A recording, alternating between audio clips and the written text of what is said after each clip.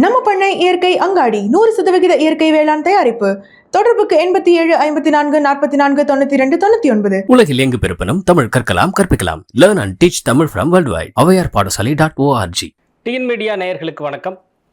பரபரப்பான அரசியல் மற்றும் கள சூழலில் மற்றும் ஒரு கலந்துரையாடல் நிகழ்ச்சியை நாம் ஒருங்கிணைத்திருக்கிறோம். நம்முடைய மதிப்புக்கும் மரியாதைக்கும் உரிய ஐயா தியாகசீலர் கக்கன் ஐயாவுடைய பேரன் மரியாதைக்குரிய திரு வைர சரசுகுமார் அவர்கள் புரட்சி தமிழகம் கட்சியிலே மாநில இளைஞரணி செயலாளராக இருக்கிறார். அவர் நம்முடைய இருக்கிறார். ஐயா வணக்கம். வணக்கம். மதிப்புக்குரிய ஐயா பொன்பரப்பி அரசேந்திரன் தொடர்ந்து பல ஆண்டு காலமாக தமிழ் தேசிய செயற்பாட்டாளராக சிந்தனையாளராக விளங்கி வருகிறார். ஐயா நம்முடைய இருக்கிறார். ஐயா வணக்கங்க. மரியாதைக்குரிய திரு பாலகிருஷ்ணன் இயற்கை உழவு சார்ந்தும் தற்சார்பு சார்ந்தும் தமிழ் தேசிய ஆர்வலராக இயங்கி வருகிறார். தற்சார்பு வாழ்க்கை முறையில் தமிழ் தேசிய உற்பத்தி மற்றும் தமிழ் தேசிய முதலாளிகளை உண்டு பண்ணுவதற்கு சரியான தலைவர் வேண்டும் என்கிற அந்த ஒரு இலக்கையும் முன்வைத்து கொண்டே வருகிறார். அவரிடம் பேசுவோம். அவரும் நம்முடைய வீட்டிருக்கிறார். ஐயா வணக்கம். இந்த நிகழ்ச்சியுடைய முழு நோக்கம் தமிழர்கள் தமிழ் தேசியங்கிற அந்த ஒரு கருத்தியல் சார்ந்து எப்படி இந்த தேர்தல் அரசியலை அணுகணும் அப்படிங்கிறது டிபேட்டுடைய நோக்கமாக இருக்கும். அதுக்கு முன்பாக நான் தொடங்க இருக்கிற கேள்வி என்னென்னா, திராவிடம் அப்படின்னு ஒரு கருத்தியல் கடந்த காலத்தில் இருந்தது. அதை பற்றி எல்லாருமே நிறைய மீண்டும் மீண்டும் பேசிட்டோம். இந்த கருத்தியல் இப்போது அதற்கு மாற்றாக வந்திருக்கிற தமிழ் தேசியம் எந்த அளவுக்கு திராவிட கருத்தியலை மட்டுப்படுத்தி இருக்கு அப்படிங்கிற பார்வையை முதற்கட்டமாக பகிர்ந்துக்குங்க. இந்த திராவிடன்றது இப்போ நம்மளுடைய அரசியல் களத்துலேருந்து நம்ம பார்த்துட்டு வரோம். திராவிடன்றது வந்து தமிழ் இனத்துக்கு எதிரான ஒரு நிலைப்பாடு உள்ள ஒரு சித்தாந்தமாக தான் நமக்கு இருக்குது. நம்ம தொடர்ந்து பார்த்துட்டு வரோம். 2008 இப்போ எங்களை போன்றவர்களுக்கெல்லாம் தமிழ் இனப்படுகொள்ள தான் எங்களுக்கெல்லாம் ஒரு அரசியல் பாதையில் வந்து பயணிக்கிறதுக்கு கொடுத்து ஒரு விழிப்புணர்வு கொடுத்தது. அப்போலேருந்தே நம்ம பார்த்துட்டு வரோம். திமுக திராவிடம் சொன்னால் இப்போ நமக்கு இருக்கிறது வந்து திமுக தான் திராவிடத்தை வந்து இப்போது வழிநடத்தி கொண்டுட்டு இருக்காங்க. திமுகவோட அரசியல் பார்த்திங்கன்னா எப்போவுமே தமிழர்களுக்கு எதிரான ஒரு அரசியல் தான் அவங்க முன்வைக்கிறாங்க. அது வந்து தமிழ் மண்ணுடைய வளங்களை சுரண்டுறதா இருக்கட்டும், தமிழர்களுடைய வேலைவாய்ப்பு போகிறதா இருக்கட்டும், இந்த மொழி வந்து இது பண்ணுறதா இருக்கட்டும், இல்லைன்னா நம்மளுடைய கலாச்சாரத்தை சேர்ந்த சீரழிவுகள் பண்ணுறதா இருக்கட்டும், எல்லாமே திராவிட சித்தாந்தம் தான் நமக்கு தமிழ் இனத்துக்கு ஒரு பெரிய ஒரு வீழ்ச்சியை வந்து கொண்டிருக்குன்னு தான் நம்ம பார்க்குறோம். அந்த மாதிரி ஒரு சூழ்நிலையில் தான் தமிழ் தேசிய அரசியலுடைய தேவை வந்து இளைஞர்கள் மத்தியில் பரவலாக ஏற்படுது. ஐயா சரஸ்குமார் ஐயா, இப்போது பெரும்பாலும் இப்போ காமராஜர் காலத்தில் இருந்தவர்கள் தொடங்கி கக்கன் ஐயா வரைக்குமே எல்லாருடைய நிலைப்பாடும், நான் சொல்கிறது பழம்பெரும் ஆளுமைகளுடைய நிலைப்பாடுகள், இந்த திராவிட 2009 இப்படிலாம் நீங்கள் பேசுகிறீங்க இல்லையா, இந்த ஒரு அனுபவம் அவங்களுக்கு இருந்திருக்காது. அவங்க அதற்கு முன்பாக இருந்த அந்த தேசிய அரசியல் காங்கிரஸ் அரசியலிருந்து மாநில அரசியலுக்கு அந்த நகர்ந்து கொண்டிருந்த காலகட்டங்களில் அதை பார்த்துருப்பாங்க. அப்படி இருக்கும் பொழுது நீங்கள் ஆதரிக்கிற அரசியல் அல்லது கக்கனையா ஆதரிக்கிற அரசியல் எதுவாக இருந்தது? கக்கனையா ஆதரித்த அரசியல் என்பது வந்து அவங்க இப்போ இந்திய அளவில் வந்து பண்ணாங்க. இந்திய தேசிய சுதந்திரத்துக்காக போராடினாங்க. அதன் பிறகு வந்து ஆட்சி அமைச்சாங்க. தமிழ்நாட்டினுடைய அரசு உரிமைகள் வந்து இந்த மக்களுக்கு வந்து கிடைக்கப்பட்டுருச்சு. அன்றைய காலகட்டங்களில் வந்து இந்திய அரசின் மூலமா தமிழ்நாட்டு மக்களுக்கு, தமிழர்களுக்கு என்னென்ன உரிமைகள் இருக்கு அப்படின்னு சொல்லிட்டு மத்திய அரசிடம் இருந்த தமிழ்நாட்டு அரசுல இருந்து இந்த மக்களுடைய நல உரிமைகள் வந்து எந்த ஒரு தேக்கம் இல்லாமல் தங்குதடையின்றி கிடைக்க வச்சாங்க. அதுக்கு மாற்றா வந்து இங்கே தமிழ்நாட்டில் திராவிட அரசியல்னு சொல்லிட்டு ஒரு தமிழின் பேரில் ஒரு பெரிய எழுச்சியை வந்து அவங்க கைப்பற்றி. நீங்கள் அதை மறுக்கல, திராவிடங்கிறது ஒரு எழுச்சியை உண்டு பண்ணுச்சுங்கிறத நீங்கள் மறுக்கல? ஆமாம், இல்லை, திராவிடம் எழுச்சியை உருவாச்சுன்னா மொழி போராட்டம் நடந்தது. தமிழ் மொழி போராட்டம், இந்திய எதிர்ப்பு போராட்டம். அதை வந்து திராவிடம் வந்து தன்மையப்படுத்தி அதை அப்படியே. இல்லை, நீங்கள் எப்படி தன்மையப்படுத்தின்னு சொல்லுங்க? அது தலைமை தாங்கினதே திராவிடம் தானே, எப்படி நம்ம தன்மையப்படுத்துச்சுன்னு எப்படி நீங்கள் சொல்லுவீங்க? இந்திய எதிர்ப்புன்னாங்க, ஆங்கிலத்தை உள்ள விட்டதே இவங்க தான். இன்னைக்கு பார்த்தீங்கன்னா வந்துட்டு ஒவ்வொரு ஊர்லேயும் வந்துட்டு 10 மெட்ரிகுலேஷன் ஸ்கூல் இருக்கு. தமிழ் வழி பள்ளிங்கிறதே வந்துட்டு தமிழ் வழி பள்ளியிலேயே வந்துட்டு ஆங்கில வழி கல்வி வந்து கொண்டு வந்துட்டாங்க. ஒவ்வொரு அரசு பள்ளியிலேயும் ஆங்கில வழி கல்வி வந்து கொண்டு வந்துட்டாங்க. சரி. ஆங்கிலம் படிச்சா தான் வந்துட்டு வேலை வாய்ப்பு ம். முன்னேற்றம் அடையும் அப்படின்னு சொல்லிட்டு ஒரு மூட நம்பிக்கை வந்து கொண்டு சரி, வந்தாங்க. இது ஒன்று சொல்றீங்க, தமிழ் வழி கல்வியை வந்து அவங்க அழிக்கிறாங்க. வேற என்ன சொல்ல முடியும்? நீங்க குற்றச்சாட்டா வேற என்ன சொல்லுவீங்க? வேற வந்து இந்த மக்களுக்குள்ள இடஒதுக்கீடு, ம். இப்போ பட்டியல் இனத்தவர்கள், ம். பிற்படுத்தப்பட்டவர்கள், மிகவும் பிற்படுத்தப்பட்டவர்கள், இவங்களுக்குலாம் இடஒதுக்கீடு இருக்கு. ம். ஆனா அது நிரப்புறது கிடையாது. ஓகே. நிரப்புறது இல்லை. எல்லாமே வந்து பின்னடைவு காலி பணியிடங்கள் தான் வந்துட்டு தேங்கி போய் நிற்குது. ம். எதுவுமே இங்க வந்து நிரப்பப்படுறது கிடையாது. சரி, இப்படியான குற்றச்சாட்டுகள் வைக்கிறீங்க. இப்போ இதற்கு மாற்றாக நான் பொன்பரப்பி ஐயாட்ட கேட்குறேன், இதற்கு மாற்றாக என்ன சித்தாந்தத்தை முதல்ல முன் வைக்கிறீங்க? அது தமிழ் தேசியம் தானா? அதாவது என்ன சிக்கல்னா, இந்த திராவிடம் அந்த 1931 ஒரு கணக்கெடுப்பு நடக்குது. அப்போ அந்த கணக்கெடுப்பு எடுக்கக்கூடிய அந்த அதிகாரி இது அவர் தான் அந்த கணக்கெடுப்பு எடுக்கிறார். எடுத்து என்ன செய்கிறாருன்னா, தெலுங்கர்கள் வந்து ஆதி தெலுங்கர்னு பதிவு பண்ணுறாங்க, கன்னடர்கள் ஆதி கன்னடர்கள்னு பதிவு பண்ணுறாங்க, மலையாளிகள் ஆதி மலையாளிகள்னு பதிவு பண்ணுறாங்க. அவர்கள் இன அடிப்படையில் தங்களை வந்து இது பண்ணுறாங்க. சரி. ஆனால் தமிழ்நாட்டில் மட்டும்தான் ஆதி திராவிடர்னு பதிவு பண்ணுறாங்க. அதை அந்த அதிகாரி எதுக்குறான், நீ ஆதி தமிழர்னு நீ பதிவு பண்ணியா, நீ ஏன் ஆதி திராவிடர்னு பதிவு பண்ண அப்படின்னு சொல்றாங்க. அதை வந்து என்ன செய்கிறாங்கன்னா, இந்த நீதி கட்சியை விளங்கி வச்சார்ல நடேசன் மொழியார். நடேசன் மொழியார் மருத்துவர், சும்மா நம்ம பாட்டு சொல்லிட்டு இருப்பாங்க. இந்த நடேசன் மொழியார்னா எதை சும்மா ரோட்டில் போனவங்க மாதிரி. நடேசன் மொழியாரும் பெரிய மருத்துவர் தான். அப்போ அவர் என்ன செய்கிறாங்கன்னா, அவங்கெல்லாம் அந்த இதில் அந்த அந்த மாகாண அவையில் இல்லை இது ஆதி திராவிடம் தான் பதிவு பண்ணணும் அப்படிங்கிற அந்த கருத்தியலை வந்து புகுத்துறாங்க. அந்த கருத்தியலை புகுத்தும்போது அங்கே இருக்கக்கூடிய தெலுங்கர்கள் அது இன்னும் எளிமையாக அந்த ஆதி திராவிடர்கள் இருக்காங்க. ஏன்னா அவங்க அந்த 3 இதழ்கள் நடத்துகிறாங்க. அதாவது அந்த அந்த தென்னிந்திய நல உரிமை அந்த சங்கம் வந்து 3 இதழ் நடத்துகிறாங்க. ஆங்கிலத்திற்கு வந்து ஜஸ்டிஸ்ன்னு பேர் வைக்கிறாங்க. இது வந்து தென்னிந்திய பிராமணர் அல்லாத ஒரு நல சங்கம் அந்த அதை வைக்கிறாங்க. ஆந்திர பிரகாசான்னு சொல்லி தெலுங்குக்கு, ஏன்னா ஆந்திரான்னு ஒரு நாடே இல்லை, இப்போ ஒரு மாநிலமே கிடையாது. மும்பையோடையும் இங்கே தமிழ் மாநிலத்தோடையும் மும்பை மாநிலத்தோடையும் பிரிஞ்சு கிடக்குது.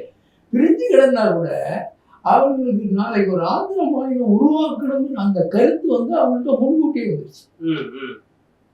அப்போ அவங்க அதுக்கு ஆந்திர பிரகாசான்னு சொல்லி பேர் வைக்கிறாங்க. தமிழ்ல வந்த இதற்கு பேரு திராவிடன் பேரு.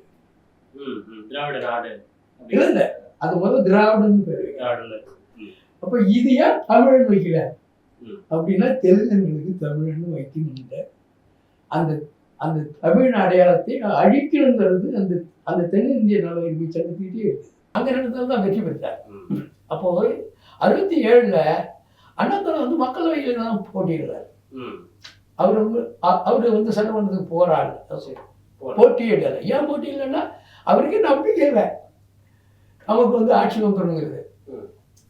அப்போ ஆட்சி வந்துடுங்கிற நம்பிக்கை இல்லாதால அவர் வந்து அந்த மக்களவைக்கு இப்போதைய சூழல்ல நம்பிக்கை இல்லைன்னு சொன்னா அதுக்கு பல காரணங்கள் இருக்கு. ஏன்னா ஊடகங்கள் பெருகிடுச்சு, திமுக மீது குற்றச்சாட்டுகளை அடுக்குறாங்க, இப்படி கருத்து உருவாக்கம் இருக்கு. அதனால இப்போ வந்து திமுக மேல நம்பிக்கை இருக்கு இல்லைங்கிறத அங்கே சொல்லலாம். அன்றைய காலகட்டத்தில் 67ல் ஆப்ஷனே இல்லைங்களே. திமுக தான் ஒரு எழுச்சியை பேசியிருக்குது, அங்கே ஒரு அரசியலை பேசியிருக்கு, எளிய மனிதர்களுக்கான விஷயத்த திரைப்படம் மூலமாக ஏதோ ஒன்று பேசி அவங்க தான் கருத்து உருவாக்கி வந்திருக்கிறாங்க. அவங்க ஏன் நம்பிக்கைலாம் போகிற சூழல்? சிக்கலை பார்க்கணும். அண்ணாதுரை வந்து ஆங்கில நாவல்களெல்லாம் மொழிபெயர்த்து தான் எழுதுறது. சரி, அங்கே ஒன்றும் வந்து அண்ணாதுரை வந்து தமிழுக்கு எந்த இடத்துலையும் முக்கியத்துவம் கொடுத்தாங்க. அந்த ஆப்பிள் காற்று அது இதுன்னு சொல்லிட்டு இப்படியெல்லாம் அவருடைய ஆமாம் அவருடைய நிலைப்பாடெல்லாம் ஆங்கிலம் தான். ஆங்கிலம் தான் என்ன கேட்குறேன்னா, இது வந்து உங்கள் பர்ஸ்பெக்டிவ் இப்படி இருக்கலாம். பொதுமக்கள் அவங்க வந்து அன்னைக்கு இருந்த ஆப்ஷனே இப்போ இன்னைக்கு ஒரு காலகட்டத்துக்கு பிறகு திமுக அதிமுக தான் ஒரே விருப்ப தேர்வாக இருக்கும். 2ல் ஏதாவது ஒன்று தான் நம்ம தேர்ந்தெடுக்கிற வாய்ப்பு இருக்குது. அதே போல் 67ல் ஒரே வாய்ப்பு தானே இருந்திருக்கு, திமுக மட்டும்தானே மாநில கட்சி அப்படிங்கும் பொழுது. அப்படி இருக்கும்போது மக்கள்கிட்ட வெல்லாதுங்கிற அவநம்பிக்கை ஏன் அண்ணாவுக்கு உருவாயிருக்குது? இல்ல நீ அப்படி அவருக்கு நம்பிக்கை இருந்தா அவர் வந்து மக்களவையில வேற யாரையா நிறுத்திட்டு அவர் வந்து சட்டமன்றத்தில் இருக்கலாமே. அதான் நான் கேட்கிறேன், அந்த அவநம்பிக்கை உருவானதுக்கு என்ன காரணம்? காரணம்னு தெரியல. ஆனா ஆட்சி அதிகாரம் நமக்கு வந்திருக்கிற நம்பிக்கை இல்லை. அது இல்ல. ஆமா. இல்ல ஆட்சி ஏதாவது மோசமா இருந்ததா? எப்படி அதை நீங்க அந்த ஒரு அந்த முடிவுக்கு எப்படி வர முடியுதுன்றதுக்காக கேட்கிறேன். இல்ல அது எப்படி அந்த முடிவுக்கு வந்தாங்கன்னு தெரியல. அவர் நம்பிக்கை இருந்தா அவர் சட்டமன்றத்துல இன்னும் இருப்பாருல்ல. திராவிடன்றதை வந்து ஒரு முகமுடியாக தான் பயன்படுத்திக்கிறாங்க. தமிழர் இல்லாத வேற்றினத்தவர்கள் வந்து தமிழர் மேலே ஆதிக்கம் செலுத்துறதுக்கும் இங்கே வந்து ஆளுமைகளாக வந்து நிகழ்கிறதுக்கும் மக்களை ஏமாத்துறதுக்கும் தான் அந்த பிம்பத்தை உருவாக்கிறாங்க திராவிடன்றது. இப்போ நீங்களே பார்த்தீங்கன்னா இப்போ அந்த ஐயா சொன்ன போல் இந்திய எதிர்ப்பு போராட்டங்கள் வந்து முன்னெடுத்தது வந்து தமிழர்கள் தான். அதில் உயிர் நீத்தவங்களும் பார்த்தீங்கன்னா பெரும்பான்மையர்கள் தமிழர்களாக இருப்பாங்க. ஆனால் அதுக்கான பலனை மட்டும் ஏன் வட இந்திய தென்னிந்திய திரைப்படத்துறைன்னு இருக்குது, எதுக்கு இங்கே மட்டும் ஏன் அந்த மாதிரி? அப்போது யார் வேணால் இங்கேருந்து வந்து இங்கே வந்து நீங்கள் தொழில் பண்ணலாம். இங்கே வந்து நடிகர் சங்கம் இருக்குது, தென்னிந்திய தயாரிப்பாளர் சங்கம் இருக்குது. ஆமாம், எல்லாமே மற்ற மாநிலங்களை அப்படி இல்லைங்க இல்லையா? அந்த மொழிவாரி மாநிலங்களில் அந்த மொழிக்கு முன்னுரிமை கொடுத்து அவங்க இடத்தை சேர்ந்தவங்க தான் அதை நடத்துகிறாங்க. அங்கே அவங்களுக்கு தான் அங்கே உரிமை இருக்குது. இங்கேருந்து தமிழர் ஒருத்தன் போயிட்டு அங்கே தலைவர் ஆக முடியாது. ஆனால் இங்கே மட்டும் தமிழ் இல்லாதவர்கள் தானே இங்கே அவங்களோட ஆதிக்கத்தை செலுத்துறாங்க. இப்போ வந்து மாற்று இனத்தவர்களுக்கு எதிரான நிலைப்பாடு நமக்கு இல்லை. ஆனால் தமிழோட இறையாண்மையும் காப்பாற்றப்படணும்ல. தமிழ்நாட்டிலேயே தமிழர்களுக்கு இறையாண்மை இல்லைன்னா அப்போ தமிழர்கள் எங்கே போவாங்க? மற்ற மாநிலத்தவர்கள் தான் இங்கே அவங்க ஆதிக்கத்தை செலுத்துறாங்க. அது அரசு பணிகளாக இருக்கட்டும், காவல்துறை இதாக இருக்கட்டும், ஊடகங்களாக இருக்கட்டும். இப்போ இதெல்லாம் பறந்து விரிஞ்சு எல்லாமே தமிழர்களுக்கு எதிரான நிலைப்பாடு உள்ளவங்க தான் இன்னைக்கு இருக்கிறாங்க எல்லா இடங்களிலுமே. அதுக்காக தான் இன்னைக்கு தமிழ் தேசியம் வந்து முக்கியத்துவம் பெறுது. இல்லை, கொள்கை அளவில் எந்த அளவுக்கு நீங்கள் தமிழ் தேசியம்ங்கிறது இதுக்கு மாற்றாக இருக்குன்னு நினைக்கிறீங்க, மாற்றாக இருக்குன்னு பார்க்குறீங்க? ஆமாம், தமிழ் தேசிய சித்தாந்தன்றது வந்து இப்போ வந்து தமிழ் இனக்குடி ஒற்றுமைன்றது தான் நம்ம முன்னெடுக்கிறோம். சரி. அப்போது அந்த மாதிரி ஒரு நிலைப்பாடு வரும்போது அரசியலில் வந்து தமிழர்களுக்கான பிரதிநிதித்துவம் கிடைக்கும். இப்போ நமக்கு தமிழ்நாட்டோட சட்டசபையிலே எடுத்துக்கோங்களேன், எத்தனை தமிழர்கள் இருக்காங்க? 89 விழுக்காடு தமிழர்கள் இருக்காங்கன்னு சொல்கிறாங்க தமிழ்நாட்டில். இல்லைங்க, மக்கள் தொகையில் அரசு அது ஒரு கேள்வி. இல்லை, எம்எல்ஏ எத்தனை பேர் இருக்கிறாங்க நீங்கள் சொல்லுங்க? தமிழ் இல்லாதவங்க தான் பெரும்பாலான ஆளுங்க இருக்காங்க. 9 பேர் தமிழர் அல்லாதவர்கள் இருக்காங்க, குறிப்பாக தெலுங்கர்கள் இருக்காங்கன்னு சொல்லப்படுகிறது. 9 அமைச்சர்கள். ஆமா, அமைச்சர்கள்லே ஏறக்குறைய 9 அமைச்சர், 39 அமைச்சர்னாக்க ஏறக்குறைய 25 விழுக்காடு. ஆனா உங்களுக்கு தெலுங்கர்களுடைய மக்கள் தொகை வந்து 6 விழுக்காடு. ஓகே, 6 விழுக்காடுக்கு வந்து 25 விழுக்காடு உங்களுக்கு அமைச்சர் பதவியாது. அப்போ தமிழர்களுக்கு இங்க பிரதிநிதித்துவம் இல்லை. தமிழ்நாடு சட்டசபைன்னு தான் பேசுறோம் தவிர அங்க இருக்கிறவங்க எத்தனை சதவீதம் தமிழர்கள் இருக்கிறாங்க? இன்னைக்கு அதே நிலைமை தான் அரசு பணிகள்லயும் இருக்கு. ஒருவேளை அந்த சூழல் சரியாயிடுச்சுன்னா உங்களுக்கு இது சரியாயிடும் நினைக்கிறீங்களா? இல்ல, அப்படி இல்லை. நம்ம தமிழ் தேசிய சித்தாந்தம் வந்து நிறைய படிநிலைகள் இருக்கு. முதல்ல தமிழர் பிரதிநிதித்துவம் உள்ளவங்க உள்ள போகணும், தமிழ் ஆளுமைகள் அங்க இருக்கணும். அதுக்கப்புறமா தமிழர்களுடைய இங்க வந்து முதலமைச்சர் பதவிக்கு ஒரு தமிழர் வரணும். அப்படிதான் படிநிலை தான், அப்படிதான் நம்ம பார்க்கணும். இப்போ ஒரு முதலமைச்சர் தமிழ் இனத்தை சேர்ந்தவர் ஒருத்தர் வந்துட்டாலே நம்மளுடைய பிரச்சனைகள்லாம் தீர்ந்துடும் நம்ம சொல்ல வரல. ஆனால் முதற்கட்டமா குறைந்தபட்சம் அரசியல் அமைப்பு, இந்திய அரசியலமைப்பு உட்பட்டு நம்ம தேர்தல் வரிசையில் இருக்கிறோம். அப்போ வந்து ஒரு தமிழ் தலைமையிலாவது குறைந்தபட்சம் இங்க வந்து ஒரு ஆட்சி அதிகாரம் வரணும். அது கூட இல்லைன்னா அப்போ தமிழர்களுடைய உரிமைகளுக்கு ஒரு குரல் கொடுக்கறது யாரா இருப்பாங்க? இங்க இன்றைய இளைஞர்கள் இதை எப்படி பார்க்குறாங்க? நீங்க பாருங்களேன், இது வந்து இன்னார் தான் அப்படிங்கிற இதை செய்யணும், இன்னார் தான் இந்த இடத்துல இந்த ரோல்ல இருக்கணும் அப்படிங்கிறத இன்றைய இளைஞர்கள் அப்படிலாம் பார்க்கலையே. ஒரு சரியான நபர் வந்தா போதும் தான் நினைக்கிறாங்க. எப்படி நீங்க அதுல என்ன சிக்கல்னா, சொல்ல ஒரு சரிதான், இங்க தமிழ் மொழி மேல உள்ள ஒரு பற்றோ அது இல்லை. சரி, ஏன்னா ஆங்கிலம் முடிச்சவன் தான் அறிவாளி அப்படிங்கிற ஒரு கருத்து மேல வந்துடுச்சு. சரி, நீங்க முதல்ல அதை தரவு விளக்குனீங்க. ஆங்கிலம் இருமொழி கொள்கையில அது ஒண்ணு வருது. அப்போ என்ன ஆச்சுன்னா, இங்க தமிழ் உணர்வே இல்லை. சரி, அந்த உணர்வு இல்லாதால அது வந்து மக்கள்கிட்டே இல்லை. அது மக்கள்கிட்ட இல்லாதால அது வந்து அடுத்த தலைமுறைகள்கிட்டே அது குறைவா இருக்கு. உங்களுக்கு உலக மொழிகள்லேயே இப்போலாம் கருத்தியல் வந்துருச்சு. உலக மொழிகளுக்கெல்லாம் தாய்மொழி வந்து தமிழ் தான் அப்படின்னு கருத்து வந்துருச்சு. அந்த கருத்து வந்து வெளியே வந்துருச்சு. ஓகே, அந்த கருத்து வெளியே வந்தாலும் அப்போ அது இங்க இருக்கக்கூடிய இந்த தமிழர்களுக்கு தெரியுதா, நம்ம மொழி தானே உலகத்துக்கே, உலக மொழிகளுக்கே தாய்மொழி, நம்ம மொழி மாதிரி பெரிய மொழி இல்லை, உலகத்திலே இல்லை. அதனால நாம எல்லாம் வந்து தமிழ் படிக்கணும் படிக்கல. கல்வியெல்லாம் ஆங்கில வழி கல்வி. இவரு ஸ்டாலின் வந்து மேயரா இருக்கும் பொழுது இந்த மாநகராட்சியில மழலையர் பள்ளியிலேயே ஆங்கில வழி கல்வி கொண்டு வந்தாங்க. மழலையர் பள்ளியில இப்ப என்னத்துக்கு நீ சின்ன பிள்ளைகளுக்கு வந்து ஆங்கிலத்தை சொல்லி கொடுத்து என்ன பண்ண போறாங்க? அப்ப என்னன்னு சொன்னா மொழி அழிக்கிறதுங்கிறது திட்டம் பேசுகிறாங்க. இல்லை, இப்ப நீங்க ஆங்கிலத்துல படிச்சாதானே ஹையர் ஸ்டடீஸ் அப்படிங்கிறது ஆங்கிலத்துல தானே இருக்கு. அதுக்கு என்ன செய்யணும்னா ஆங்கிலத்தில் படிப்பது வேறு. ம். ஆங்கில மொழியும் உலகத்தில் எல்லாரும் தெரிஞ்சு வச்சுக்கிறான். சரி. ஆங்கில மொழி மட்டும் கிடையாது, உலக மொழிகளை எல்லாத்தையும் அவன் ஒரு ஆண்டு உட்காந்து படித்து முடிச்சுடுவாங்க, ம். தெரிஞ்சுக்குவாங்க. ஆனால் கல்வியவே ஆங்கில வழியில் வச்சது எப்படி சரியானது? ம். இப்போ உங்களுக்கு ஆங்கில வழி கல்வி இருக்கு இல்லைங்களா, அது தப்பு தானே. நீ வந்து கல்வியை வந்து தமிழ் வழிப்படுத்து, ம். ஆங்கிலத்துக்கு வந்து அதாவது இந்த வெற்றி தோல்வியை வந்து ஆங்கிலத்தை தீர்மானிக்க கூடாது. Okay okay. அதாவது ஒரு வகுப்புல இருந்து இன்னொரு வகுப்பு போறவன் ஆங்கிலத்தையும் வெற்றி பெறணுங்கிற அந்த கதை வேண்டியில்லை. ஓகே ஓகே அந்த ஓகே. எல்லா இடங்கள்லையுமே கருத்து உருவாக்குவதற்கான பலமான சோர்ஸ் அவங்கக்கிட்ட இருக்குது. அந்த கருத்தை திராவிட கருத்தையோ இல்லை திராவிட முன்னேற்ற கழகங்கிற கட்சியோடைய கருத்திலோ ஏற்பதற்கு மக்கள் இருக்காங்க, கொண்டு போய் சேர்ப்பதற்கு மக்கள் இருக்கிறாங்க. அப்படி இருக்கும்பொழுது எந்த நம்பிக்கையில் ஒரு தமிழர் தமிழ் தேசியங்கிற சித்தாந்தத்தை தேர்ந்தெடுப்பார், ஒரு தமிழ் தேசியருக்கு வாக்களிப்பார்? அதுதான் இப்போ நமக்கு திராவிடம் நமக்கு செஞ்ச துரோகங்களை வந்து மக்களுக்கு நம்ம புரிய வைக்கணும். நம்ம இன்னைக்கு இந்த நிலைமையில இருக்கிறோம், நமக்கு தமிழ்நாட்டிலேயே தமிழர்களுக்கு இங்கே முன்னுரிமை இல்லாத ஒரு சூழ்நிலை இருக்குன்னா அதுக்கு காரணம் வந்து திராவிட சித்தாந்தம் தான். இப்போ தமிழ் தேசிய சித்தாந்தத்தில் நம்ம சொல்றது வந்து நம்ம முன்னெடுத்து வைக்கிறதே தமிழர்களுடைய இறையாண்மையை மீட்டெடுக்கணும். இப்போ பார்த்தீங்கன்னா நம்மளுடைய வளங்கள்லாம் ஏன் சூறையாடப்படுது? இன்னைக்கு உண்மையாகவே இந்த மண்ணு மேலே ஒரு இனப்பற்று உள்ளவங்க அதை செய்வாங்களா? இன்னைக்கு அழிவு திட்டங்களை நம்ம மண்ணில் வர்றதுக்கு விடுவாங்களா? இவங்க வந்து அது ஒரு லாப நோக்கில் தான் பண்ணுறாங்க. இவங்களுடைய குடும்பம் வளர்றதுக்கும் இவங்களுடைய கட்டமைப்பு வந்து இன்னும் பலம் பெறத்துக்கும் தான் இவங்களுடைய அரசியல் நிலைப்பாடுகள் இருக்கு. 2008 2009 காலகட்டத்தில் பார்த்தீங்கன்னா இளைஞர்களுக்கு புரிய வருது. இப்போ இங்க வந்து ஒரு தமிழர்களுக்கான இங்க ஒரு ஆட்சி அதிகாரம் இருந்திருந்ததுன்னா ஈழத்துல நம்ம அந்த போரை வந்து தடுத்திருக்கலாம், இங்க இருந்து நம்ம இந்தியத்துக்கு வந்து பெரிய அழுத்தத்தை கொடுத்துருக்கலாம் அப்படின்றதுதான் நம்மளோட பார்வையா இருக்கு. நமக்கான நான் இப்படி கேட்டுக்கிறேன், கோச்சிக்காதீங்க. 2009 எந்த வயது மட்டத்தில் இருக்கிற இளைஞர்களுக்கு இது புரிய வருதுன்னு சொல்றீங்க? ஆமா, இப்போ எனக்கெல்லாம் அப்போ 20 வயசு. அப்போலாம் அரசியல் புரிதல் அப்போல்லாம் நமக்கு வர ஆரம்பிக்குது. அப்போதான் நமக்கு ஏமாற்றப்பட்டு இருக்கோம். நம்ம இப்போ தண்ணி பிரச்சனை ஒரு பக்கம், அதுக்கும் தீர்வு இல்லாமல் போயிட்டு இருக்கு. நம்மளோட வளங்கள் வந்து குறைக்கப்படுது, அழிவு திட்டங்கள்லாம் தமிழ்நாட்டுக்கு வருது. அப்போ இது ஏன் நடக்குது? நமக்கான அரசு இங்கே இருந்ததுன்னா தமிழ்நாட்டுக்கு தீங்கு விளைவிக்கிற இந்த மாதிரி விஷயங்கள்லாம் விடுவாங்களா?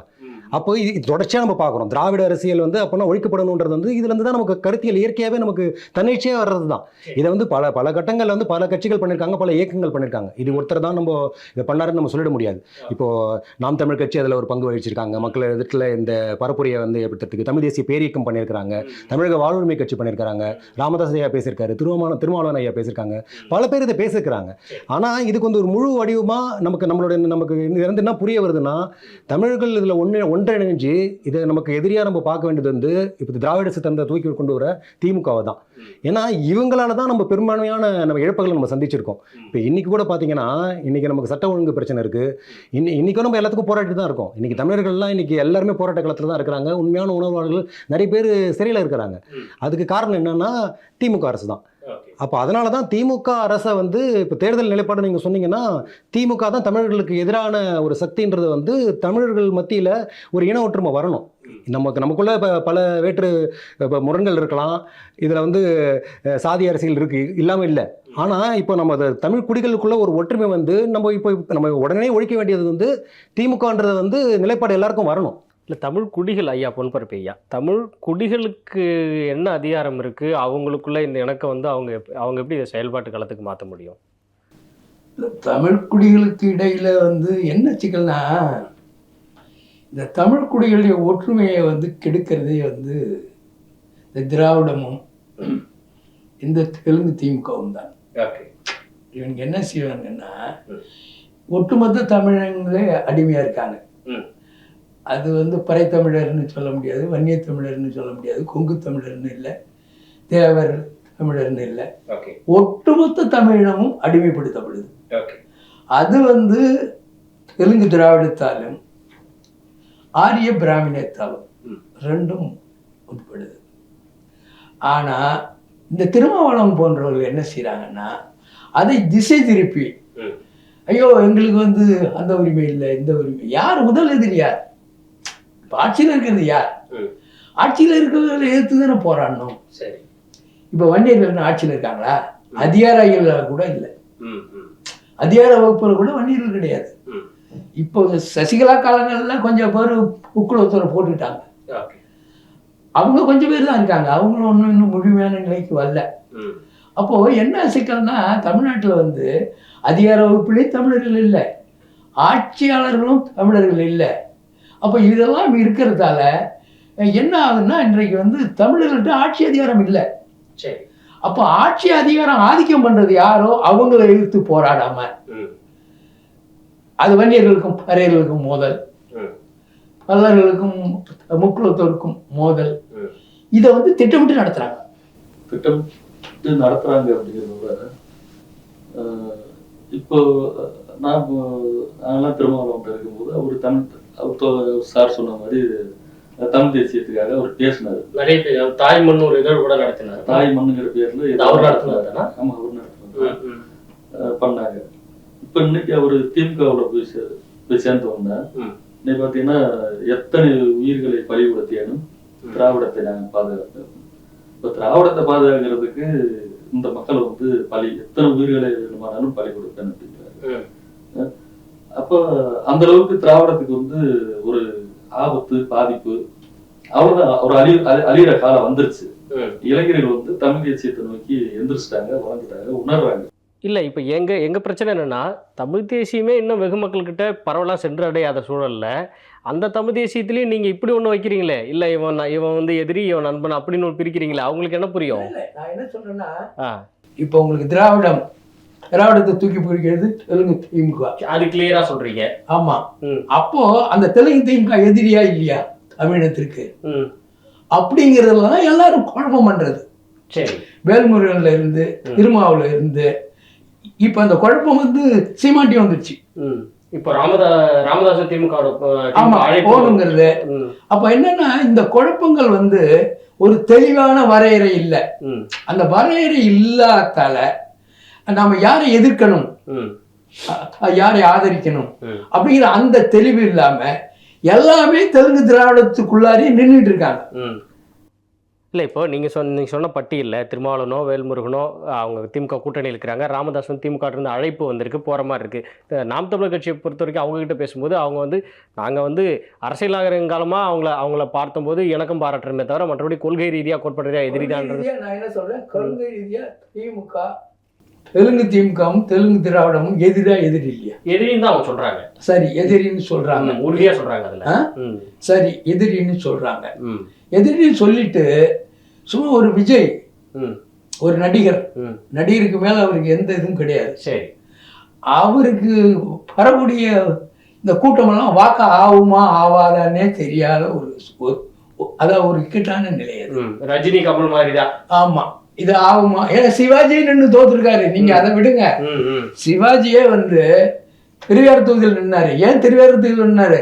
அங்க கலைஞர்கள் வந்து அதிகம், அங்க வெற்றி பெற்றுலாங்க. அன்பில் தர்மலிங்கம் வந்து சிவாஜிக்கு வந்து அவர் காங்கிரஸ் நின்னா கூட அவர் ஆள் அனுப்பி நம்மளுப்பா ஓட்டு போடுங்கன்னு சொன்னாரு. அப்படி நின்னே சிவாஜியாலேயே வெற்றி பெற முடியல. என்ன சொல்ல போறீங்களா? விஜயகாந்த் கூட வந்தாரு. ஆமா, விஜயகாந்த் வந்தாரு. விஜயகாந்த் கொஞ்சம் தொகுதியில் வெற்றி பெற்றாரு, போனாரு, வந்தாரு, இதெல்லாம் நடந்தது. அப்போ விஜய்க்கு வர கூட்டத்தை பார்த்து இவங்களுக்கு கொலை நடுக்கம் வந்துருச்சு. ஐயோ, அப்படி வருதா கூட்டம் வருதா, இப்படி வருதா கூட்டம் வருதா அப்படின்னு சொல்லி அதுல என்ன பண்ணிட்டாங்க, கரூர்ல தேவையில்லாம திட்டமிட்டு பல சதிகளை செய்து அந்த விஜயவும் ஓடி பாசக நிறுத்தி விட்டு, ஐயோ நம்ம கட்சிக்காரங்கள்லாம் நம்ம கூட்டத்துக்கு வந்தவங்கலாம் கொண்டுட்டாங்கன்னு இன்னைக்கு விஜய் ரசிகர்களும் வந்து கடுமையான எதிர்ப்புல. இப்போ இது வந்து திமுகவுக்கு எதிராக இருக்கட்டும், சரி, சீமானுக்கு இதில் என்ன பாதிப்பு? என் தம்பி நாங்கள்லாம் அரசியலுக்கு இருக்கோம், அவருக்கு வந்து துணை முதல்வர் பதவியை நான் கொடுப்பேன் அப்படி இப்படின்னு சொல்லிட்டு இப்போ கடைசியில் வந்து அவரை வந்து எதுக்க வேண்டியது. இப்போ சீமான் வந்து நீங்கள் பார்த்துருப்பீங்க இல்லையா, ஸ்டாலினை போய் சந்திச்சதாகட்டும், இப்போ வைகோட இணக்கம் பாராட்டினதாகட்டும், இதெல்லாம் நீங்கள் எப்படி பார்க்குறீங்க இந்த சந்திப்புகள்? அதாவது ஸ்டாலினை வந்து மூக்காமுத்து மறைவப்ப நேரில் போய் சந்திச்சாரு. அதுதான் இழ வீட்டுக்கு போகாமல் வேற வீட்டுக்கு போனதே இது வந்து தேவையில்லாத ஒரு வேலை. அவங்க கேட்டப்ப என்ன சொல்றாங்க, நான் அவங்கள்ட்ட கேட்குறேன், இதை கேட்டேன். அப்போ அவங்க சொல்றது என்னன்னா, இல்லைங்க இப்போ நமக்கு அந்த இழவு வீட்டில் நமக்கு தெரிஞ்சவங்கன்னு ஒருத்தவங்க இருப்பாங்கல்ல, அவங்கள தான் போய் முதல்ல இழவு வீடு அன்னைக்கே போயிருந்தா இழவு வீட்டுக்கு போயிருக்கலாம்.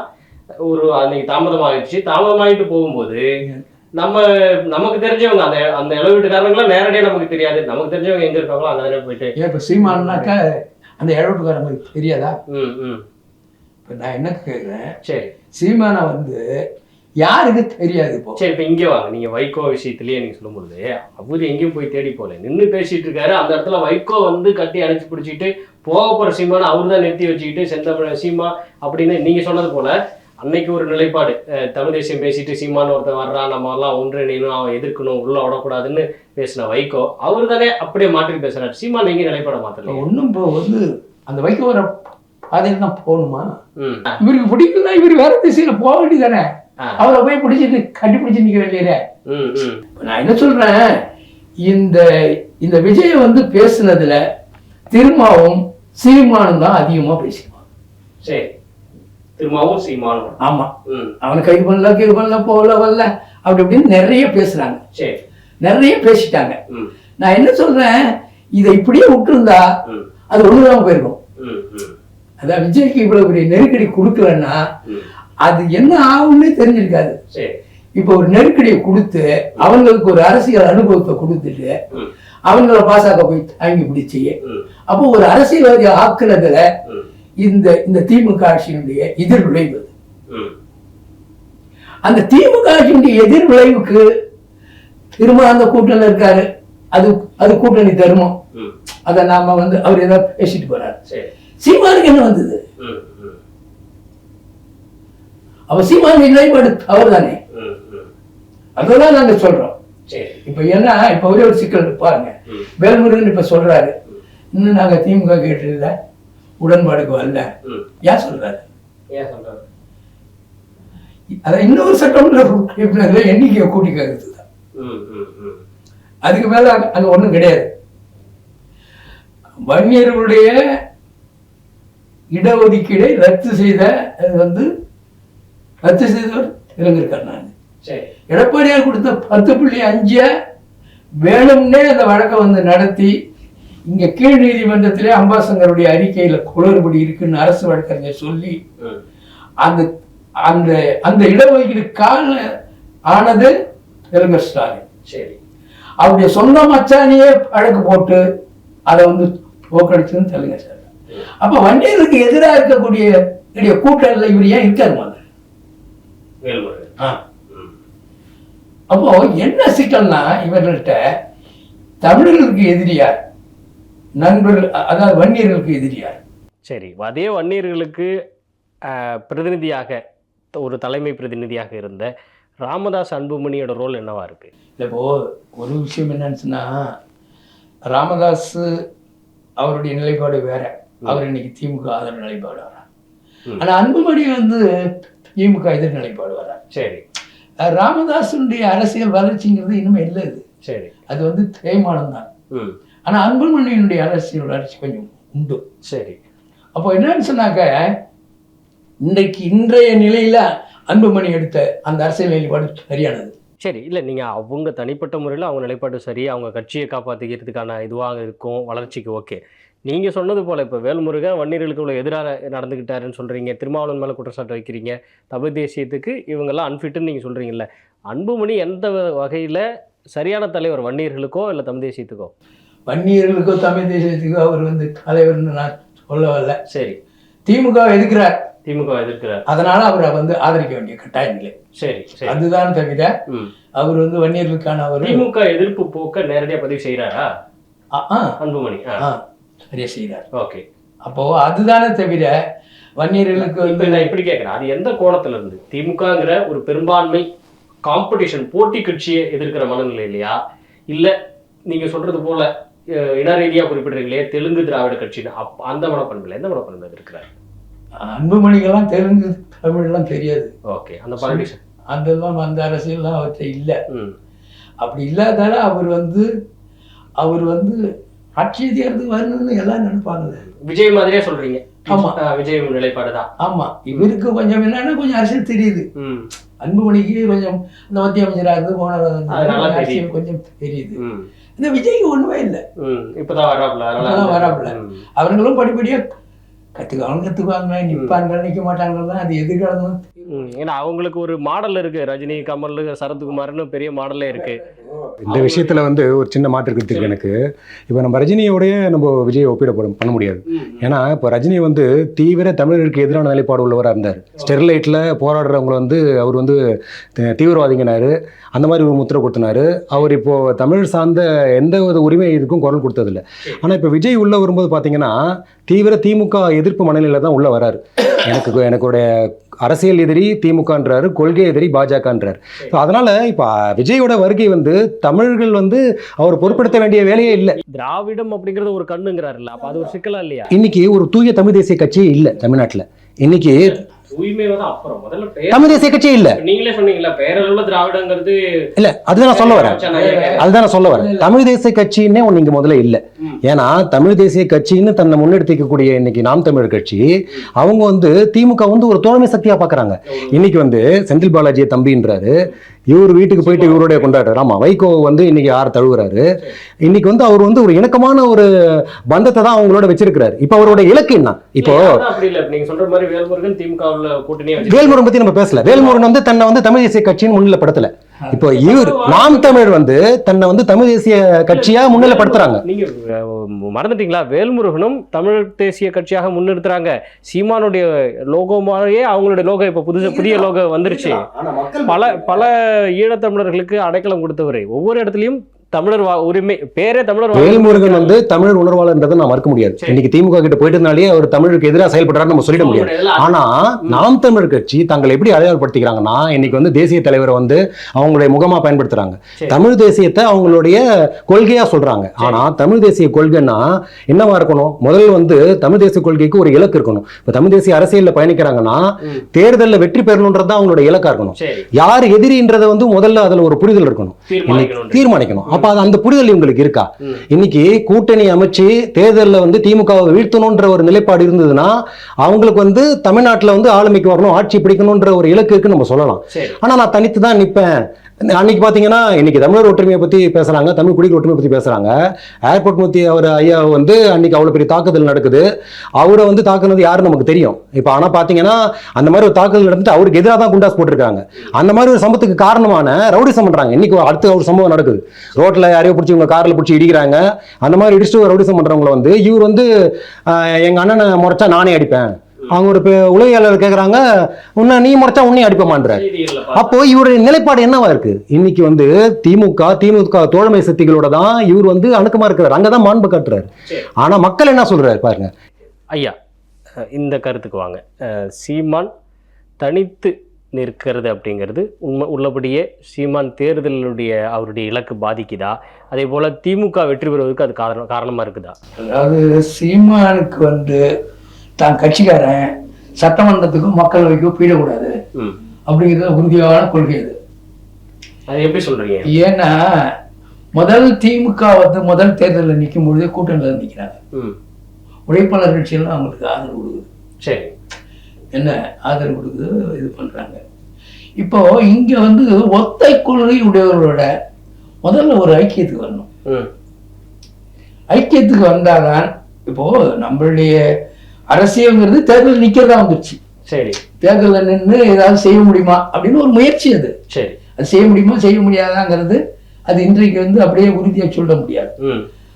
ஆனா அப்போ அந்த தேர்தலுக்கு உள்ளார போய் நம்ம சட்டமன்றத்துக்கு போகணும். இப்ப வேல்முருகன் ஒரு ஆள் இருக்காருன்னா அவர் இருந்துகிட்டு என்னென்ன சத்தம் போறாரு முதல்ல சத்தமாக, அதாவது உனக்கு கத்துறாருல்ல. அதே போல நான் ஒரு 10 பேர் உள்ள போயிருந்தாருன்னு கத்துவாங்க. கத்தி வந்து நம்ம மக்களுக்கு வரக்கூடிய அந்த இடையூறுகள் எல்லாம் எடுக்கிறதுக்கு அது வந்து பயன்படும். இவருக்கு ஒத்த கொள்கைகளோட ஒரு உருவ வைக்காம தனித்து நிக்கிறதுனா இவர் தனித்து எத்தனை ஆண்டுகள் கழிச்சு அதாவது இந்த அமைப்பு வெற்றி பெறும். இல்லை வேற என்ன ஆப்ஷன்? ராமதாஸ் தமிழ் தேசியத்துக்கு வரமாட்டாரு, திருமாவளவன் தமிழ் தேசியத்துக்கு வரமாட்டேங்கிறாரு, எடப்பாடி பெயர்லேயே திராவிட கட்சின்னு வச்சிருக்காரு. இருந்தாலும் இப்போ வரைக்கும் திராவிடமோ இல்லை தெலுங்கு அரசியலோ அதை நேரடியாக எதிர்த்து ஒரு வாரத்தை கூட பதிவு செய்யல. அப்போ சீமானுக்கு என்னதான் வாய்ப்பு? வேல்முருகன் திமுகவில் போய் நின்றுட்டாரு. அவர் சிக்கல் என்னன்னு திராவிடங்கிறது தமிழகத்துல ஊறி போன ஒண்ணு. சரி, அது 700 ஆண்டுகளா அதனுடைய எப்படி 2000 ஆண்டுகளா வந்து ஆரிய ஆதிக்கம் இருக்குதோ அதுபோல 700 ஆண்டுகள் வந்து இந்த திராவிட ஆதிக்கம் இருக்குது. சரி. அப்போ இதை வந்து தமிழர்கள் புரிஞ்சுக்கிறதுங்கிறது ஒரே நாள்ல ஆயிடாது. சரி. ஆனா எடப்பாடியார் வந்து ஆரியமும் இல்லை திராவிடமும் இல்லை. அவருடைய இடம் ரோல் அவர் எடுப்பார் கைவிளைதான். சரி. நாளைக்கு பாஜகவுக்கு கூட போயிடலாம். ஏன்னா இன்னைக்கு ஆளுமையில் இருக்கிறது அவங்கதான். இல்ல நீங்க அந்த எடுப்பார் கைப்பிள்ளை இன்னைக்கு ஒருத்தர் எடுக்கிறாரு, செங்கோட்டையனை வெளில எடுக்கிறாரு. நீங்க அங்க கட்டுமானம் குலையுதே. இல்ல கட்டுமானம் அது உங்களுக்கு கொஞ்சம் குறைதாங்க செய்யும். ஏன்னா அதுல வந்து யாரு வந்து அவங்களுக்கு தெரியுதுல்ல, நம்ம அரசியலுக்கு யார் எதிராக இருக்காங்க, அவங்கள உள்ளார வச்சுக்கிட்டு ஒன்றும் செயல்பட முடியாது. சரி. நம்ம ஊர்ல சொல்லுவாங்க கடிசோத்துல பூனையை வச்சாங்கிற மாதிரி. அப்போ கடிசோத்துல பூனையை வச்ச பூனையை வந்து சோத்தை தின்னுடும். சரிதான், அதை வைக்க முடியாது. அதனால அவருடைய அரசியல் நிலைப்பாடு அவர் எதிர்க்கிறது சரியானது. அவர் என்ன அமைப்புல அவர் என்ன நடவடிக்கை வேணாலும் அவர் போகட்டும். நாம அந்த உள்ளுல போய் நாம போக வேண்டியது. ஓகே. ஆனா இத வந்து எடப்பாடியார் தான் இன்னைக்கு பிறப்பால் வந்து தமிழர். இல்ல அவரு சீமான் கிட்டயோ இல்ல சீமான் அவர்கிட்டயோ போறதுக்கு அவர் ஒத்து வரணும்ல. சீமான் தயாரா தானே இருந்தாரு. சீமான் தயாரா இருந்தாருன்னு சொல்ல முடியாது. இல்ல சீமான் எந்த காலகட்டத்தில் அந்த மாதிரி கூட்டணிக்கு முன்னாடி போய் அவர் சொன்னது வந்து விஜய் வந்தாருன்னா அவர் வந்து நம்ம துணை முதலமைச்சர் ஆக்குவேன் அப்படின்ற மாதிரி ஒரு இதைதான் காமிச்சாரு தவிர இப்ப அதுக்கு எதிர்ப்புறமா போயிட்டாரு. அது வந்து விஜய் அதுக்கு உடன்படலையா என்ன காரணம்னு தெரியல. ஆனா எடப்பாடி என்ன ஒரு தமிழ் ஆளுமை தான்.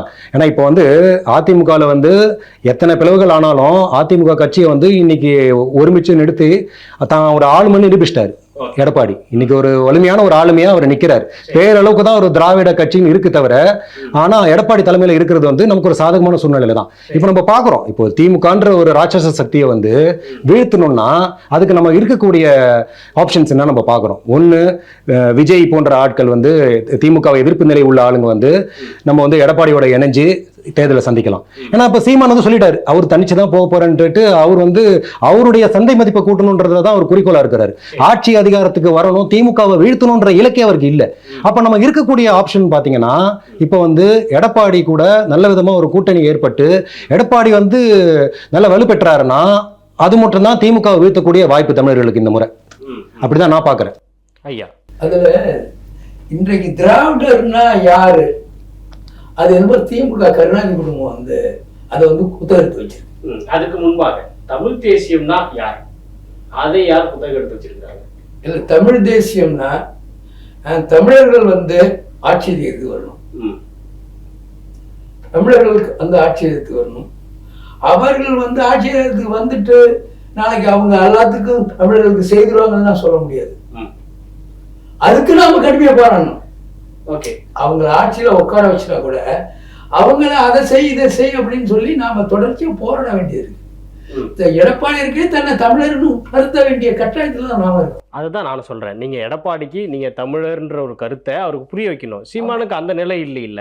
சீமானுக்கு அந்த நிலை இல்லைன்னா அவரு ஒரு விஷயம், அதிமுக வந்து தெலுங்கு திமுக உறவே வைக்காது. அப்ப அதிமுக பரம எதிரி வந்து திமுக. சரி, அதனால இன்னைக்கு திமுக எதிர்க்கிறது வந்து அதிமுக. அதனால அவரு தலைமையில ஒரு கூட்டணி உருவாகும். நீங்க பேசுற கருத்தியலுக்காக கேட்கிறேன். திமுகவோடு அப்புறம் பாஜகவோடு கூட்டணி இல்லாத ரெண்டு தமிழ் தேசிய கட்சி சொல்லணும்னா எப்படி சொல்லுவீங்க? திமுகவோடு பாஜக இங்க ஒரு சிக்கல் என்னன்னு பாக்கணும்னா, அதுதான் நான் மல்லியபிடிச்சு முன்னாடியே இருந்து நான் ஒரு கருத்தை சொல்லிக்கிட்டே இருக்கேன். திமுக பாசகவை எதிர்க்கிற கட்சி இல்ல. சரி, அது வந்து திமுக வந்து பாஜக ஆதரவு கட்சி தான். பாஜக எதிர்க்கிறதுங்கிறதே ஒரு பெரிய நாடகம் தான். சரி, டாஸ்மாக் ஊழல் நடந்த உடனே யாரை போய் பார்க்கிறார் ஸ்டாலின்? சந்திரபாபு நாயுடு அழைச்சிட்டு போய் பார்த்தாருல மோடிய. அவருக்கு பிரச்சனை வந்ததுன்னா அங்க போயிடுவாரு. அதே போல வந்து இவருக்கு நேரு ரெட்டியாருக்கு பிரச்சனை வந்தது, நிர்மலா சீதாராமனை போய் பார்த்தாருல்ல. துரைமுருகனுக்கு சிக்கல் வந்தது, பாஜக காரங்க போய் பார்த்தாங்கல்ல. அப்படியெல்லாம் இவங்களுக்கு சிக்கல் வரும்போதுதான் பாஜக வச்சு தன்னுடைய சிக்கலை தீர்த்துக்குவாங்க. ஆனா நாங்க எதுக்குறேன்னு சும்மா இது வந்து ஒரு பொய்யான ஒரு கருத்து. அப்போ இந்த கருத்துல இன்றைக்கு வந்து ஒண்ணும் நீங்க விரும்புறியோ விரும்பலையோ பாசக ஆட்சி மத்தியில இருக்குது. அப்போ உங்களுக்கு இன்னைக்கு அந்த பாசகவே தமிழ்நாட்டில் உட்காரணும்னு முயற்சியும் பண்ணுது. அதெல்லாம் நம்ம இல்லைன்னு மறுக்கல. சரி. ஆனா பாசக கழிச்சு நின்னுங்க ஏதாவது பண்ண முடியுமா? அது முடியாது. அதிமுகவுடைய ஸ்டார் கேண்டிடேட்ஸ் தொகுதி எதுவோ அந்த தொகுதியை பாஜக கேக்குதே. கேட்பாங்க தானே? கேட்பாங்க தான். 13 ஸ்டார் தொகுதி அதிமுக இருக்குதுன்னு சொல்றாங்க. அந்த தொகுதியை பாஜக கேக்குதே. அது இவங்க கொடுக்க கூடாது. அமித்ஷா டிமாண்ட் பண்றாரு. அவங்களுக்கு எப்படியாவது ஆட்சிக்கு வந்துடணும், தமிழ்நாட்டில் நம்ம எல்லாத்தையும் பிடிச்சணுங்கிறது அவங்களுடைய. அப்ப அதுக்கு ரூட்டு போட்டு கொடுக்கறது ஏடிஎம்கே. வேற எங்கேயும் அவங்களுக்கு இப்ப ரூட் இல்ல. ஒரே ஏடிஎம்கே தங்களை அழிச்சிக்கிறதுக்கு தாங்களே போராட மாட்டாங்க. அவங்க நிர்பந்தப்படுத்துறாங்கல்ல. சரி, இங்க பாஜக வந்து நிர்பந்தப்படுத்துது. அந்த 13 தொகுதியை கேட்டாக்க 13 தொகுதி கொடுத்துட மாட்டாங்க. அப்புறம் கொடுத்துட்டாங்க, அவங்க எங்க போறது? சரி, இப்போதைய நீங்க ஓரளவுக்கு எல்லாத்தையும் கோத்ரூ பண்ணி உள்ள போய் தான் நீங்க பேசிட்டு வர்றீங்க. இப்போதைய அரசியல் சூழல்ல தெரிஞ்சோ தெரியாமலோ திராவிடத்துக்கு மாற்றாக தமிழ் தேசியம்ங்கிற கருத்தை இந்த கடந்த 15 ஆண்டுகளாக ரொம்ப ஆழமாக விதைக்கப்பட்டுட்டு வருது. அப்படிங்கும்பொழுது ஒரு பக்கம் தமிழ் தேசியங்கிற புரிதலையும் மக்கள் உள்வாங்கிக்க தயாராகிட்டாங்க. ஒரு பக்கம் திராவிடம் அப்படிங்கிற அந்த கருத்தியல் மீது இன்னொரு மாற்று கண்ணோட்டம் வர ஆரம்பிச்சிருச்சு. அப்படிங்கும்பொழுது எந்த ஒரு தமிழர் எந்த தமிழ் தேசிய தலைவருக்கு ஓட்டு போடுறது? இது எப்படி இந்த சிக்கலை இதுல என்ன செய்யலாம்னா, ஒண்ணு ஒரு அதிமுக கூட்டணியில அதிமுகவுக்கு ஓட்டு போடலாம். சரி, அதிமுக பாஜக கூட்டணியில சொல்றீங்க? ஆமா. விஜய் கூட ஓட்டு போடலாம். அவங்க ஒன்றும் அரசியல்ல வந்து ஒன்றும் பண்ண போறது இல்லை, ஒன்றும் தெரியாது. இங்க ஊர்ல ஒரு பஞ்சாயத்து போர்டுல தலைவர் ஆயிட்டாவே அங்க என்ன நடக்குதுன்னு தெரிஞ்சுக்கிறதுக்கே உங்களுக்கு 5 பத்தாது. சரி, முதல் தலைவர் வந்து உட்காந்து வேடிக்கை தான் பார்க்கணும். அவருக்கு முன்னாள் தலைவர் யாராவது வந்து உட்காந்து யோசனை சொன்னாதான் 2 காசையும் திருட முடியும். இல்லைன்னா அங்க வந்து திருட முடியாது. அதை பத்தி ஒண்ணுமே தெரியாது. விஜயனுடைய நிலையும் அதான். அங்க ஒண்ணும் பெருசா வந்து இதான் தெரிஞ்சாங்க செய்யறதுக்கு ஆபத்து இல்லைங்கிறீங்க. ஆமா, விஜய் வந்து பெரிய ஆபத்து கிடையாது, ஒண்ணுமே தெரியாதுல்ல. நீங்க அங்க போன உட்கார்ந்தீங்கன்னா என்ன தெரியும்? முதல்ல ஒண்ணும் தெரியாது. இதை தெரிஞ்சுக்கிறதுக்கே 5 ஆண்டுக்கு 10 ஆண்டு ஆயிடுது. ஆனா நீங்க ஒரு பேட்டியில குறிப்பிட்டிருந்தீங்க நம்மளுடைய நிகழ்ச்சியிலேயே, இன்றைய இளைஞர்களுக்கு நீங்க சொல்ற அந்த திமுக எதிர்ப்புங்கிறத கொண்டு போய் சேர்த்தது விஜய் அப்படிங்கறத குறிப்பிட்டீங்களா? இல்ல அது இல்ல, அவங்க அதை வந்து செய்தாங்க. அவர் அதான் சொல்றேன், ஒரே ஒரு சிக்கலை நான் சொல்லிக்கிட்டே வரேன். எடப்பாடியாரோ விஜயோ தமிழ்னா போராளி கிடையாது. சரி, அவங்க அப்படி பார்க்கக்கூடிய பார்வை வந்து தேவையில்லை. அவர்கள் மூலமா ஏதாவது ஒரு, அதாவது யாரு தமிழகத்தின் முதன்மை பகையோ அவங்களை எதிர்க்கிறதால அவங்கள ஆதரிக்கலாம். சரி சரி, இதுதான் இப்போ நம்மளுடைய நிலைப்பாடு வந்து இதுதான். தமிழர்கள் யார வந்து ஆதரிச்சா தங்களுடைய இனத்தை வந்து பாதுகாத்துக்க முடியும், கொஞ்சம் கொஞ்சம் பாதுகாக்க முடியும். அப்படின்னா திமுக ஆதரிச்சா அழிஞ்சு போகும். சரி சரி, அதை வந்து அதிமுக கூட்டணியை வந்து ஆதரிச்சா இது வந்து உடனடி அழிவு கிடையாது. அதான் ஓட்டு போடுறத பத்தி சொன்னீங்க, அது நிறைய கருத்தா பதிவு செஞ்சிருங்க. அது என்ன செய்யலாம்னா, அதனால வந்து அதிமுக ஓட்டு போடலாம், அதிமுக கூட்டணி இடத்துல அதிமுக ஓட்டு போடலாம், விஜய்க்கு போடலாம். பாஜக நிக்கிற இடத்துல பாஜகவுக்கு போட வேண்டியது. அந்த இடத்துல நாம் தமிழர்னா நாம் தமிழருக்கு போடலாம். பாஜகவுக்கு மாற்றா எது இருக்கோ அது. ஆமா, ஏன்னா வந்து பாஜக வந்து ஒட்டுமொத்த அழிவு சக்தி தான். அதை நம்ம ஏன்னா அது வந்து எடப்பாடியாருக்கு புரியாம இருக்கலாம். சரி சரி, ஆனா நம்ம அரசியல் புரிஞ்சவங்க பாஜக நிலைப்பாட்டை ஆதரிக்க வேண்டியது. ஓகே, அந்த அதனால பாஜகவை விட திமுக வந்து ரொம்ப ஆபத்தான. ஆமா, மிக ஆபத்தான. அதுதான் நான் எப்படி பாக்குறேன்னா, எல்லாருடைய நிறைவு கருத்துமே இதே கேள்விக்கு பதிவு செஞ்சிருங்க. முடிச்சிருங்க. அதனால வந்து நம்ம ஒரு சிக்கலை வந்து நான் மீண்டும் மீண்டும் அதான் சொல்றேன். பாஜக வந்து அது வந்து மக்களுக்கான கட்சி கிடையாது. சரி, அதனால அதை ஆதரிக்க வேண்டிய போக்கு இல்லை. ஓகே, ஆனா அதனுடைய துணை இல்லாம இன்னைக்கு அதிமுக நிக்காது. திமுகவை பலமாக எதிர்க்கிற அதிமுகவுக்கு ஒரு துணை தேவைப்படுது. இப்ப உங்களுக்கு விஜய வந்து மீண்டும் அரசியல் நிறுத்தினது யாரு? பாஜக தானே.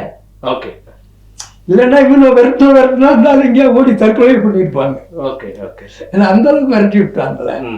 விரட்டல் வந்து அதான் மிக பயங்கரமானது இல்லை. அப்ப ஏதாவது நீங்க சொல்ல வர்றது திமுகவுடைய எதிர்ப்பு சக்திகளுக்கு நாம் அளிக்கிற வாக்கு உயிர் கொடுக்கின்றீங்க. ஆமா, ஐயா உங்களுடைய நிறைவு கருத்து. திமுக வந்து ஒட்டுமொத்த தமிழ்நாட்டுக்கு, குறிப்பா தமிழ்நாட்டுல இருக்கிற பட்டியல் சாதி தமிழர்கள் இருக்காங்க. இப்போ பறையர், தேவேந்திரர், குறவர், துறைவண்டார், இப்படி பட்டியல் இவங்க ஒரு 69 சாதிகள் இருக்காங்க. இவங்களுக்கும் வந்து எதிராக உங்களுடைய உரிமையை வந்து சுத்தமா இன்னைக்கு ஒண்ணுமெல்லாம் பண்ணிட்டாங்க. இப்போ இவங்க பட்டியல் சாதிகளுக்கு வந்து அப்படி சொல்லக்கூடிய ஒருத்தர் பரேசமுத்திரன் சொல்றாரா? இல்ல, அவருதான் வந்து முழுக்க திராவிடத்துக்காக எத்தனை உயிர்கள் வேண்டாம்னு பணிபுரிப்பு. அவரை விடுங்க, வேற மற்றவர்கள் எங்களுக்கு வந்து திமுக எங்களுக்கு உறுதியா இல்ல, எங்களுக்கு அரணாக இல்லைன்னு ஒரு பரேசமூக பிரதிநிதிகள் சொல்றாங்கல்ல. ஜெகன்மூர்த்தி சொல்றாரு. தலைவர்கள் விடுங்க, அவர்களுக்கு வேற இயக்கங்கள் இருக்குது, அவர்களுக்கு வேற சிந்தனையில அவங்க சொல்லலாம். மக்கள் சொல்றாங்களா அப்படி? கேள்வி இருக்குல்ல. இல்ல, மக்கள் வந்து பெரிய அளவுல இன்னைக்கு வந்து உணர்ந்துட்டாங்க. இப்ப நம்மளுடைய சுதந்திர உரிமைங்கிறது வந்து இடஒதுக்கீடு தான். அந்த இடஒதுக்கீடே வந்து இன்னைக்கு எல்லாம் பண்ணாங்க. அருந்ததியர் உள்ஒதுக்கீடுன்னு சொல்லிட்டு இவங்களுடைய 3% அருந்ததியர் உள்ஒதுக்கீடுன்னு சொல்றாங்க. ஆனா 18% அவங்களுக்கு தான் போயிட்டு இருக்கு. இப்ப தமிழ்நாடு மாநில அரசு இந்த மக்களுக்கு கொடுக்குற இடஒதுக்கீடு, கல்வி, உயர்கல்வி, வேலை வாய்ப்பு, இதுல கிடைக்கக்கூடிய இடஒதுக்கீடுகள் வந்து இன்னைக்கு இல்லாம பண்ணிட்டாங்க. மொத்தமா அப்படியே வந்து அருந்ததியர்களுக்கு போயிடுச்சு. இப்ப தமிழ்நாட்டுல வந்து மத்திய அரசு நிறுவனங்கள்ல இந்த மக்களுக்கு கிடைக்கக்கூடிய இடஒதுக்கீடு வந்து வட இந்திய எஸ்சிகளை வந்து இங்க வந்து நிரப்புறாங்க. அப்ப தமிழ்நாட்டு எஸ்சிகளுக்கு மாநில அரசு உரிமையிலும் இல்ல, மத்திய அரசு உரிமையிலும் இல்ல. அப்ப இது வந்து திட்டமிட்டு பண்றது வந்து திமுக தான். இப்ப இது வந்து கேள்வி கேட்கக்கூடியவங்க வந்து ஜெகன்மூர்த்தி என்ன கேள்வி கேட்கிறாங்க, ஏர்போர்ட் மூர்த்தி என்ன கேள்வி கேட்கிறாங்க. இப்ப கேள்வினால இவங்க மேல ஒரு 2 மாசம் 3 மாசத்துக்கு முன்னாடி ஜெகன்மூர்த்தி மேல ஒரு பொய் வழக்கு போட்டு அவரை வந்து கைது செய்யக்கூடிய அளவு ஒரு நெருக்கடி வந்து உண்டு பண்ணாங்க. இப்ப ஏர்போர்ட் மூர்த்தி என்ன மேல வந்து சும்மா ஒரு பொய் வழக்கு போட்டு குண்டர் சட்டத்துல வந்து உள்ள வச்சிருக்காங்க. இப்ப பட்டியலின தலைவர்களுக்கு இது இல்ல, பாதுகாப்பு இல்ல, உரிமைகளும் இல்லாம பண்ணாங்க. அப்போ திமுக வந்து ஒரு மிகப்பெரிய ஒரு தீங்குவாத கட்சியா வந்து செயல்படுது. அப்போ தமிழ்நாட்டு பட்டியலின மக்களுக்கு, தமிழ்நாட்டினுடைய ஒட்டுமொத்த மக்களுக்கு ஒரே பாதுகாப்பு தமிழ் தேசிய அரசியல் தான். திமுக வந்து வீழ்த்துறதுதான் தீர்வு. கடந்த காலத்துல வந்துட்டு நீதி கட்சிக்குள்ள நிலைமை திமுகவுக்கு வரணும். நீதி கட்சி எப்படி காணாம போச்சோ அதே மாதிரி திமுகவும் திராவிட கருத்தியலும் காணாம போக செய்யணும். காணாம அதுவும் வந்து இதுக்கு மாற்றம் இருக்கக்கூடிய அண்ணா திராவிட முன்னேற்ற கழகம்ன்ற பெயர்ல இருக்கலாம் எடப்பாடியார், அவரு, அன்புமணி ஐயா, வேல்முருகன், ஜெகன்மூர்த்தியார், இந்த மாதிரி தமிழ் சாதிகளுடைய கட்சியை வந்து ஆதரிச்சு திமுக வரலைன்னா விட்டுற வேண்டியதான். இவருக்கு நாம் தமிழர் செய்கிறது வாய்ப்பு இருந்தா கூட அவங்க வந்து ஜெயிக்க வைக்கணும். திமுக வந்து காலி பண்ணணும். அதை வந்து ஒரே குறிக்கோளா வந்து செய்யணும். திமுகவை வீழ்த்தக்கூடிய சக்தி உள்ளவங்க, அதை இலக்கா இருக்கிறவங்களுக்கு தான் நம்ம வாக்கு போடணும். இல்லைன்னா நம்ம வாக்கு வந்து எதுக்குமே பயன்படாத வாக்கு தான். அதே மாதிரி நீங்க முன்வச்ச கருத்து வந்து யாரு தமிழ் தேசியர்கள், எது தமிழ் தேசிய கட்சினா, இங்க அந்த மாதிரி தமிழ் தேசியர்கள் தமிழ் தேசிய கட்சின்னு எதுவும் இல்லை. அதுதான் என்னோட பார்வையா இருக்கு. ஆனா இப்ப இருக்கக்கூடிய சூழல்ல தமிழர்களுக்கு எதிரான செயல்பாடுகள் அதிகமா செய்யக்கூடிய தீய சக்தினா அது திமுக. அப்ப திமுகவை வீழ்த்தக்கூடிய எல்லா விதமான வாய்ப்புகளையும் நம்ம பார்க்கணும். இப்ப கூட்டணி எப்படி, தேர்தலுக்கு முன்னர் கூட்டணி எப்படி அமைய போகுதுன்றது எதுவும் உறுதி ஆகல. இப்ப நமக்கு வந்து பாஜகவே இல்லாத அதிமுகவும் விஜயும் ஒரு கூட்டணி அமைக்கிறாங்கன்னா அதை வந்து திமுகவை வீழ்த்தக்கூடிய ஒரு சிறப்பான கூட்டணியா இருக்கும். இப்போ எப்படி நமக்கு கூட்டணி உருவாக போகுதுன்னு தெரியல. இப்போ நாம் தமிழ் கட்சி மேல நம்பிக்கை உள்ளவங்க நாம் தமிழ் கட்சிக்கு போடலாம், எங்க பாஜகவுக்கு போட வேணாம்னு நினைக்கிறவங்க போடலாம். ஏன்னா என்ன பொறுத்த வரைக்கும் பாஜகவுக்கும் திமுகவுக்கும் ஒரு வித்தியாசமே இல்லை. இவங்க கருப்பு பாசிசம், அவங்க காவி பாசிசம், அவ்வளவுதான். அவங்களுடைய அழிவு திட்டங்களை தமிழ்நாட்டில் செயல்படுத்துறதுக்கு நல்ல தரகர் வேலை பார்க்கறதே திமுக தான். நான் அப்படிதான் பாக்குறேன். இவங்க 2 பேருக்கு ஒரு மாற்றமே இல்லை. அப்ப நம்ம பிரிச்சா பார்க்க தேவையில்லை, திமுகவையும் பாஜகவையும் நம்ம பிரிச்சே பார்க்க தேவையில்லை. அப்ப நம்ம 2த்தையும் தான் எதிர்க்கணும். அப்ப வந்து அன்புமணியும் நம்ம எடப்பாடியோட சேர்ந்தாருன்னா, விஜயும் சேர்ந்தாருன்னா உறுதி திமுக வந்து நம்ம வீழ்த்த போறது. அப்போ நம்ம ஒரு தொகுதியை பொறுத்தும் மக்கள் அவங்களுடைய நிலைப்பாடு எடுக்கலாம். திமுகவுக்கு எதிரான நிலைப்பாடு அது அதிமுகவுக்கு போடலாம், விஜய்க்கு போடலாம், அது இல்லைன்னா நாம் தமிழ் கட்சியை நல்ல வேட்பாளர் நிறுத்துறாங்க, தமிழர் நிறுத்துறாங்கன்ற பட்சத்தில் அவங்களுக்கும் போடலாம், அது அவங்களோட தனிப்பட்ட. ஆனால் இதில் நமக்குள்ள ஒரு ஒற்றுமை கருத்து வர வேண்டியது என்னன்னா, திமுகவை வீழ்த்தக்கூடிய இப்போ நம்மளுடைய வாக்கு அந்த மாதிரி தான் போகணும். ஏன்னா ஏற்கனவே வாக்கு இன்னைக்கு தேர்தல் அரசியலே ஒரு பெரிய சந்தேகத்தை ஏற்படுத்துது, இந்த இவிஎம்மோ இந்த வாக்காளர் திருத்தல் பட்டியலும். இதெல்லாம் தாண்டி தேர்தல் நேர்மையான முறையில் நடக்கும்ன்ற பட்சத்தில் இதுதான் தமிழ் தேசியவாதிகளுடைய நிலைப்பாடாக இருக்கணும்ன்றது தான் என்னோட கருத்து. நிச்சயமாக மிக விரிவாக நம்ம பேசியிருக்கிறோம். அடுத்தடுத்த தருணங்களில் இன்னும் ஆழமாக பேசுவோம். இன்னொரு தருணத்தில் இணைந்து உரையாடுவோம். வந்திருக்கிற ஆளுமைகள் அனைவருக்குமே அவர்களுடைய நேரத்தை கொடுத்ததற்கும் கருத்துக்களை பகிர்ந்தமைக்குமே நெஞ்சார்ந்த நன்றிகள்.